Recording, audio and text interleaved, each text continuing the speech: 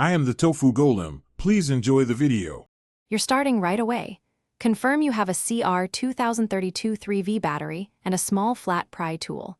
Remove the emergency mechanical key first so you can access the fob seam safely.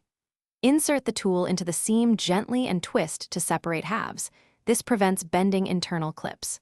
Once done, set parts on a clean, non-conductive surface and keep track of any small caps or springs, because losing them makes reassembly harder and can break the fob seals. You'll next expose and swap the cell. First, observe and memorize the battery orientation. Photograph it if needed, because polarity matters for the circuit to work. Use a plastic pry tool to lift the old CR2032 out. Avoid metal tools that can short contacts. Once removed, clean both contact pads gently with an isopropyl wipe to remove oil or corrosion, then place the new battery in the exact same orientation. Make sure it seats flush, and the spring or clip holds it firmly in place. You're almost done.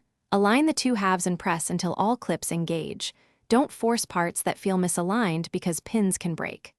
Once closed, test lock and unlock from a few feet away, then try a start if applicable. Confirm consistent response and range.